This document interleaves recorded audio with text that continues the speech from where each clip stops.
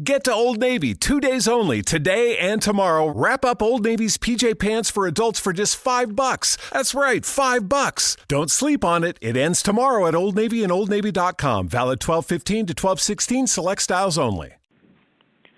Blog Talk Radio.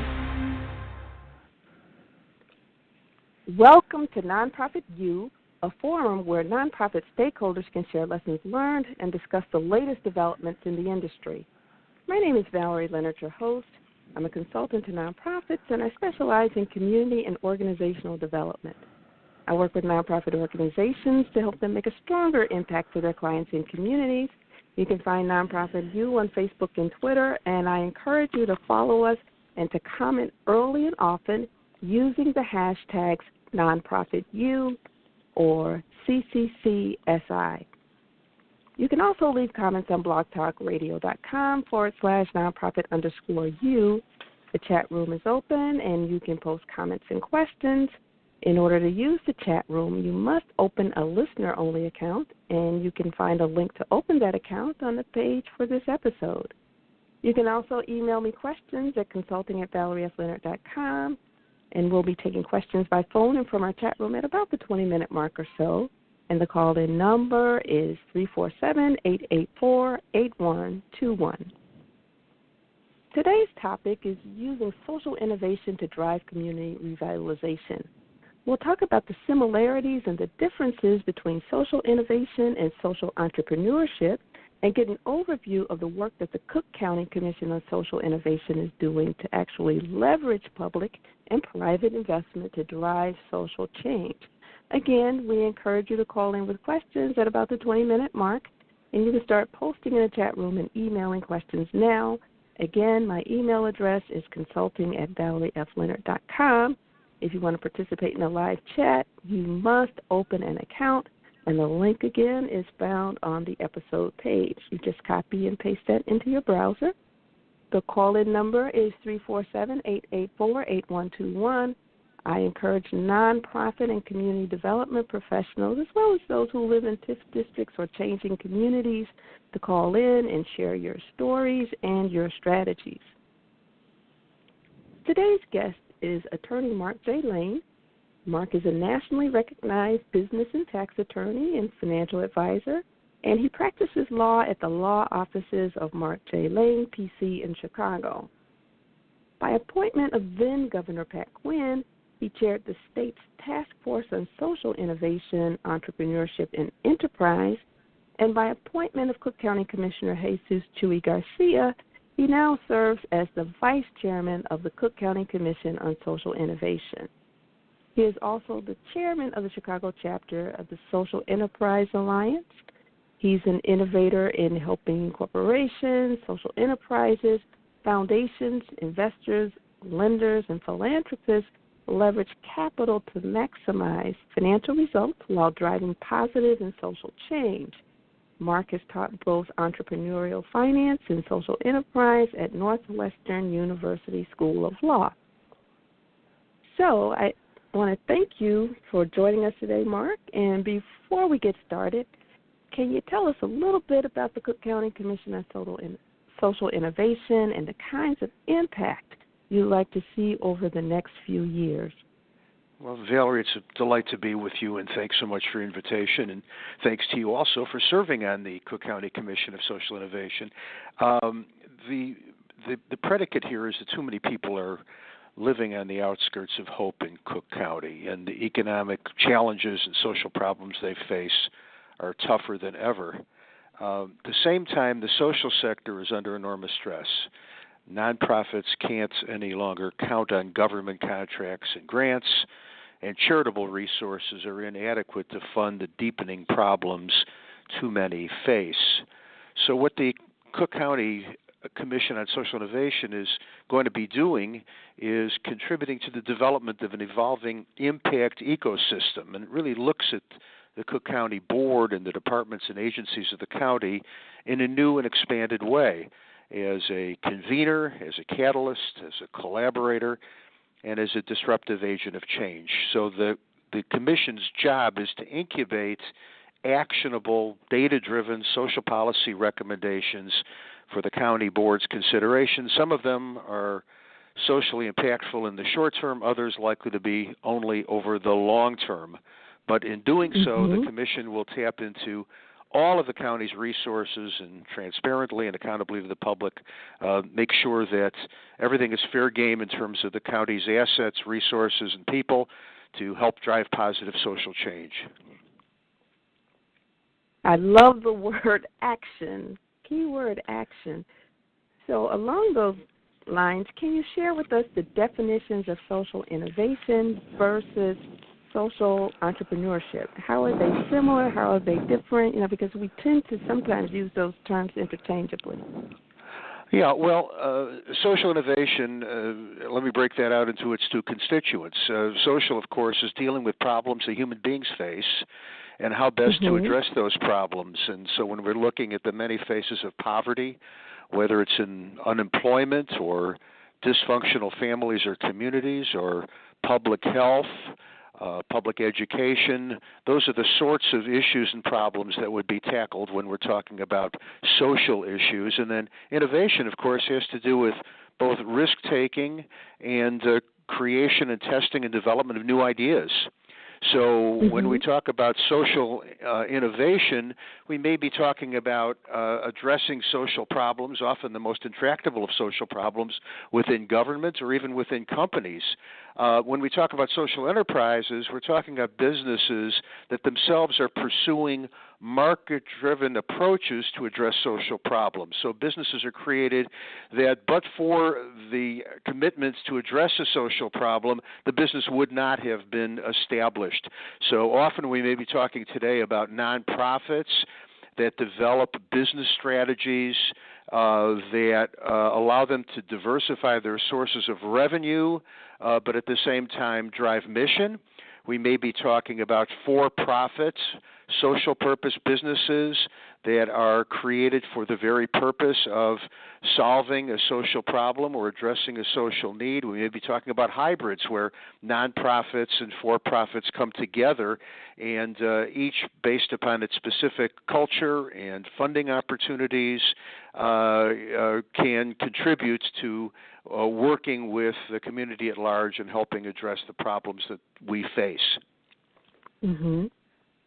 Okay, so what are some of the ways you envision using social innovation and social entrepreneurship to actually inform the work of the Cook County Commission on Social Innovation?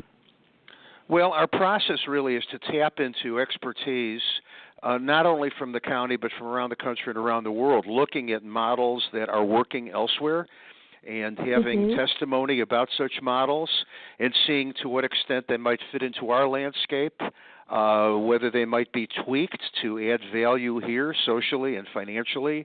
And we have a lot of different initiatives on the drawing board at various stages of progress.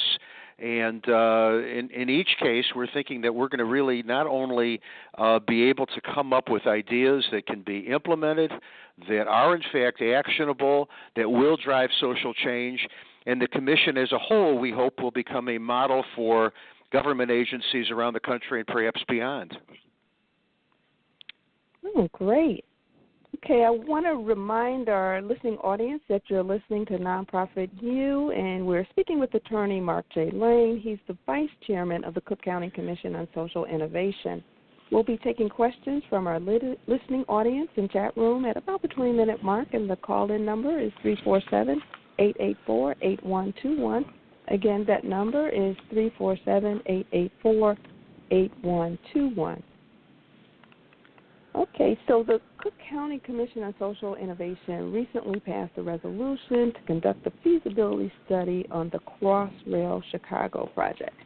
Can you summarize the resolution for our listening audience and then tell us a little bit about how this came about? Or you might want to do it in the reverse, whatever. Yeah, well, yes.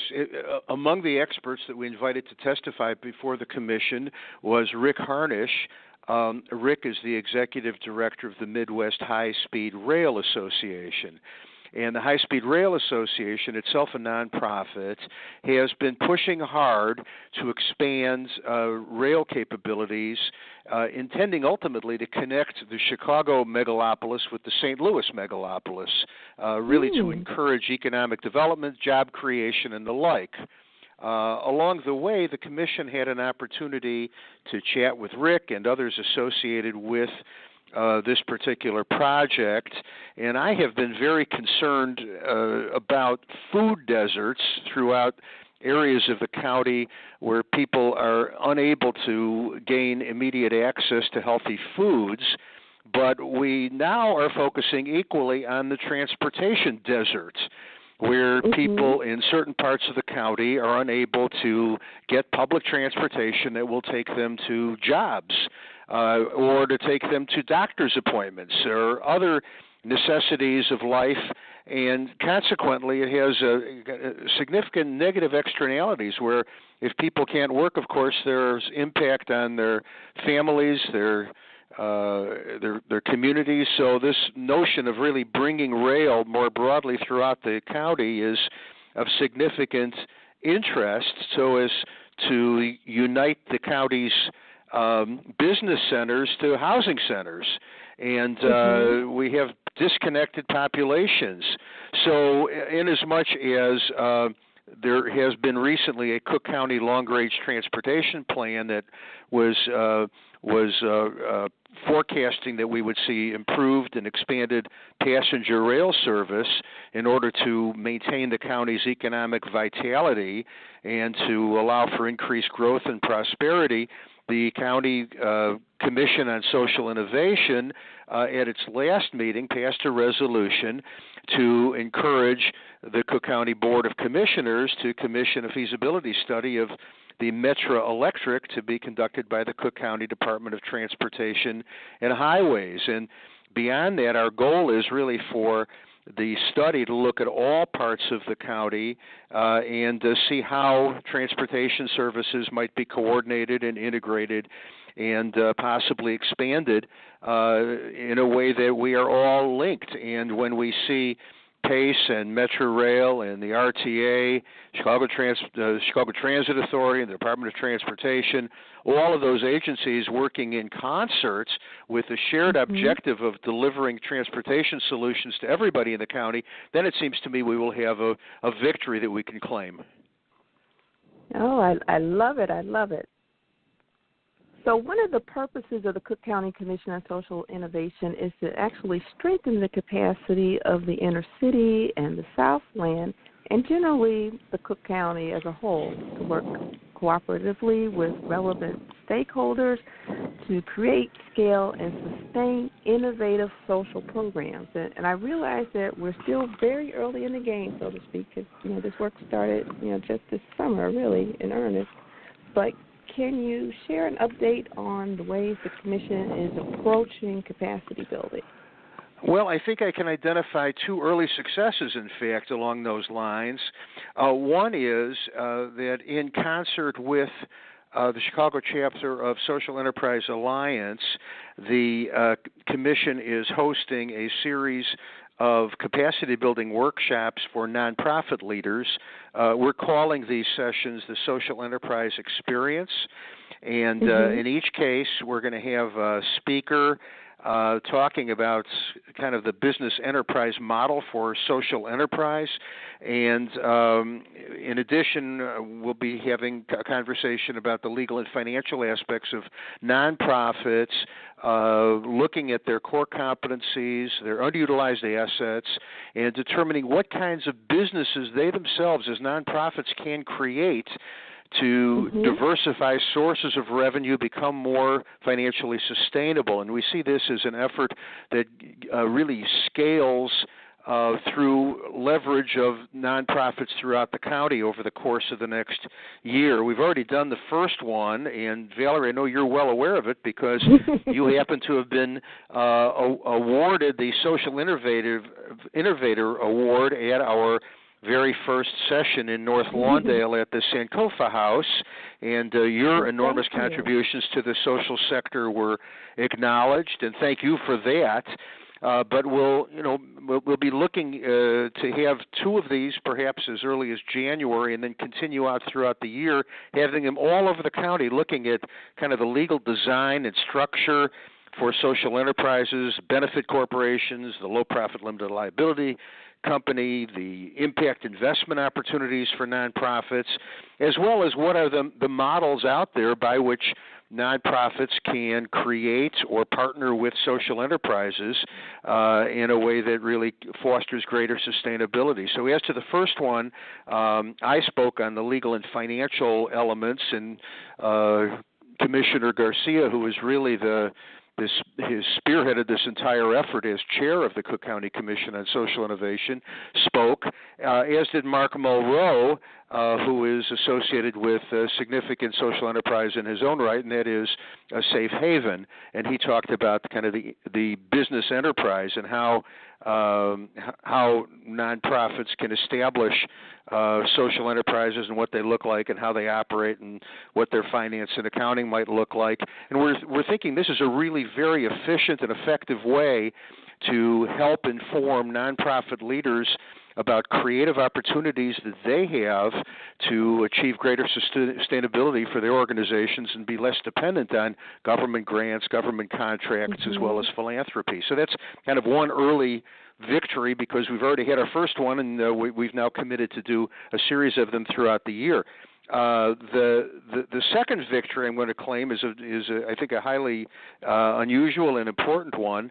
And I've had, over the last several months, a series of conversations with Daniel Diermeyer, who is the provost of the University of Chicago. Dr. Diermeyer has responsibility for all of the academic and research programs across the university, and he also oversees the university's budget, so he's a key person.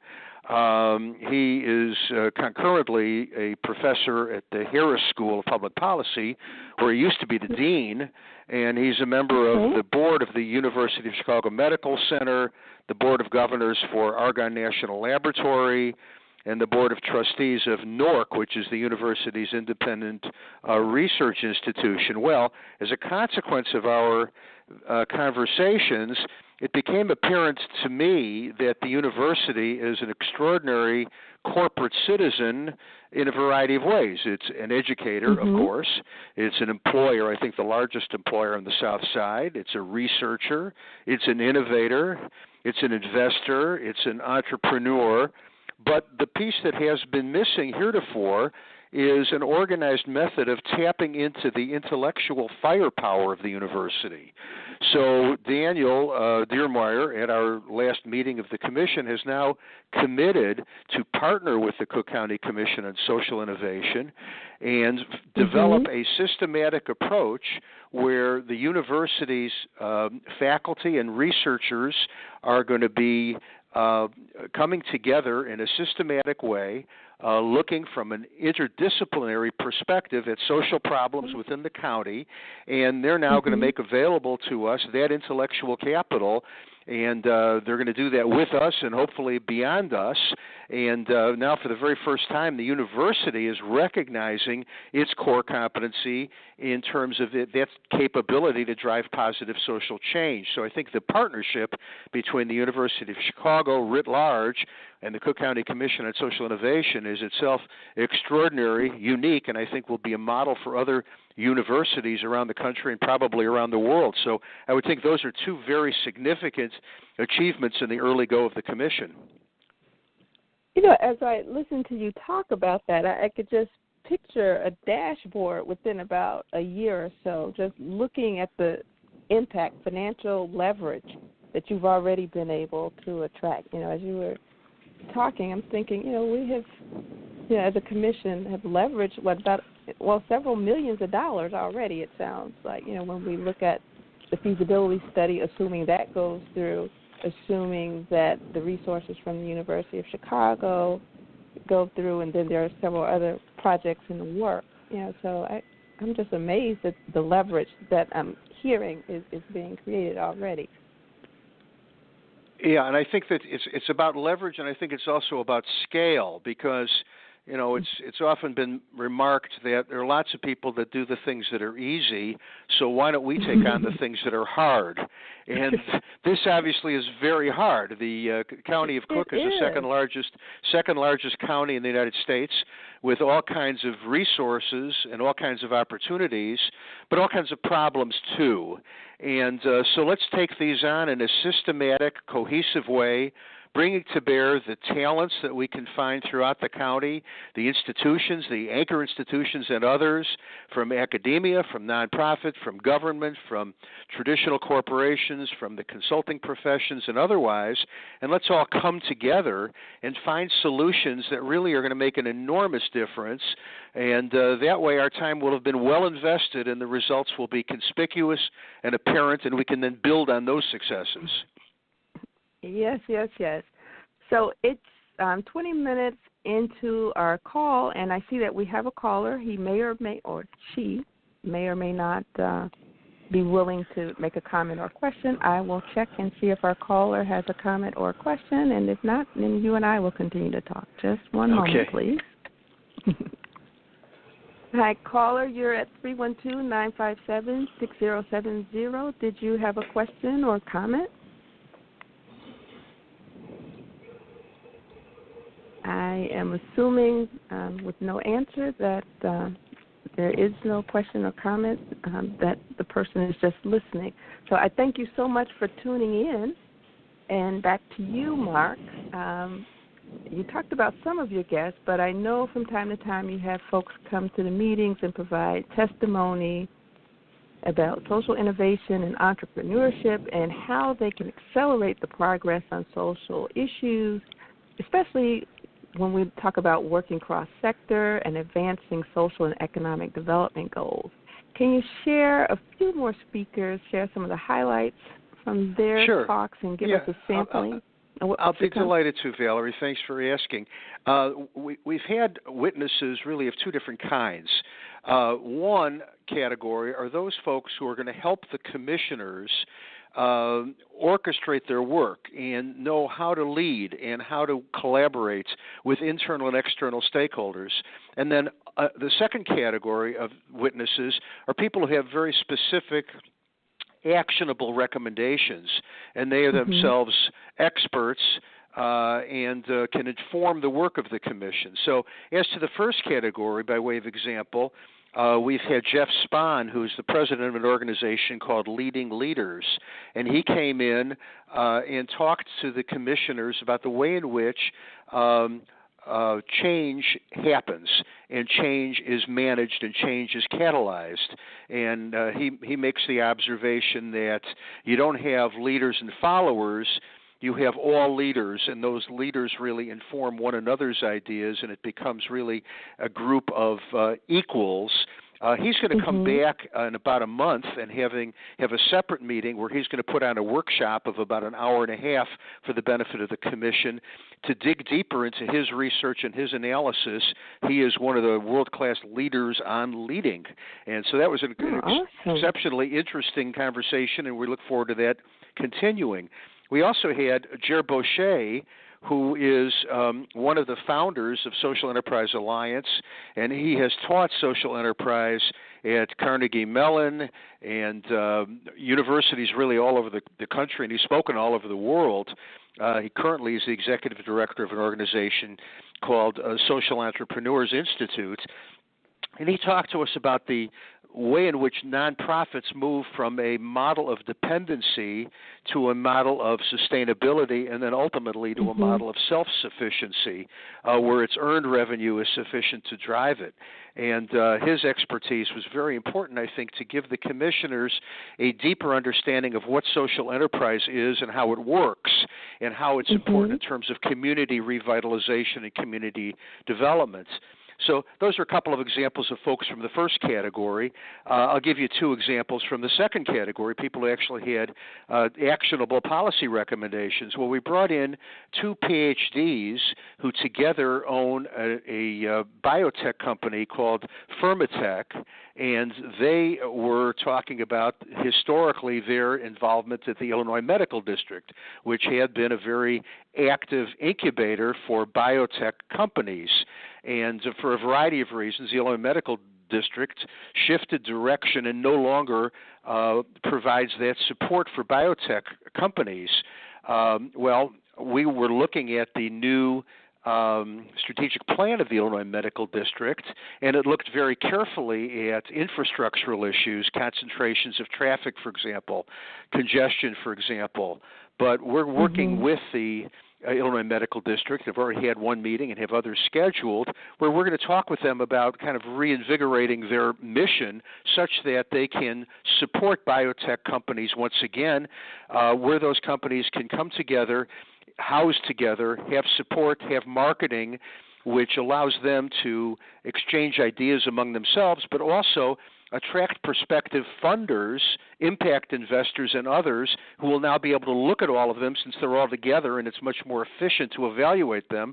So they then will have a greater opportunity to secure capital funding as they seek to address medical issues. And, of course, there are significant externalities here as well because the Illinois Medical District on the west side now will see an influx of employment and economic development by virtue of having all of these businesses now come back and be re-energized. So those are a couple of the folks, and the two PhDs, by the way, are Mark Weber and Roy Wesley, the owners of Firmalogic. And I think that their testimony proved very valuable to the Commission as it continues to work with the Illinois Medical District.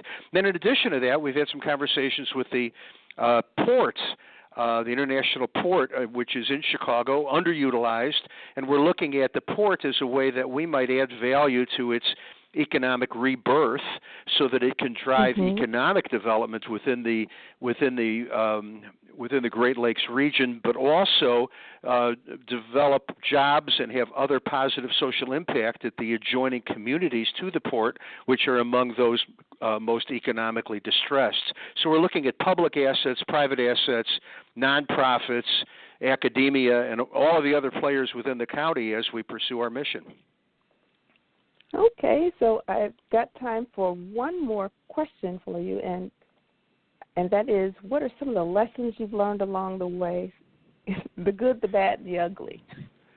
Yeah, well, I guess the lesson that I've learned and perhaps relearned is that when you invite some of the most talented people in the county to come and help pro bono and work together with other like-minded people to drive positive social change, they're enthusiastically supportive of that idea and they give of themselves.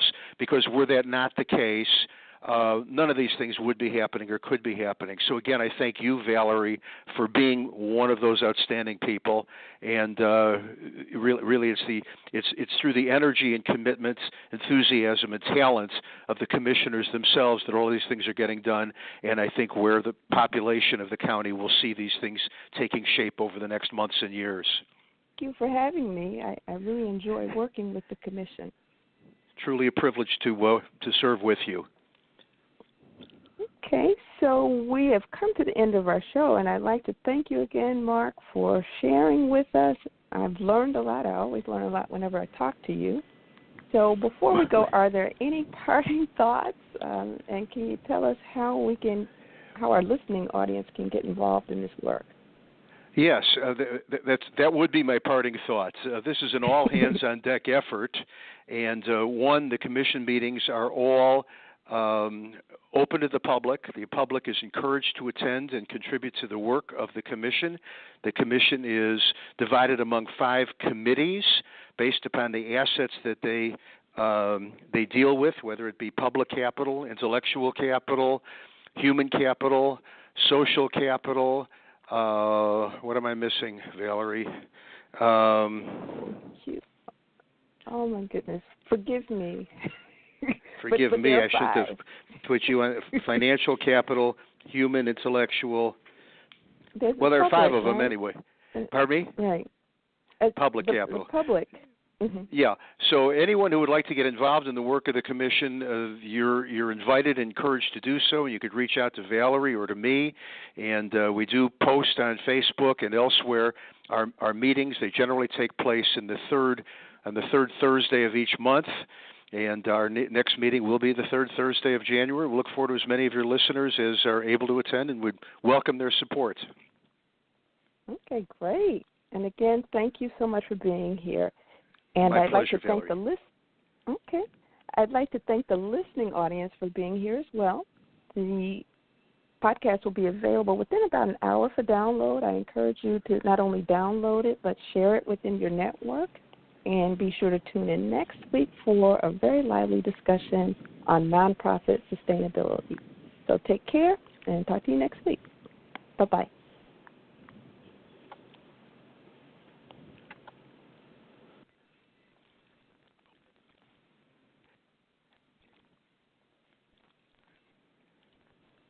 When we go out to eat, we never agree on where to go. I want burgers. Pizza. Tacos it is. The one thing we do agree on is we all want unlimited high-speed data. That's why we switched to Metro PCS. Stop by Metro PCS with the whole family and get 4 lines with unlimited LTE data for just $100, period.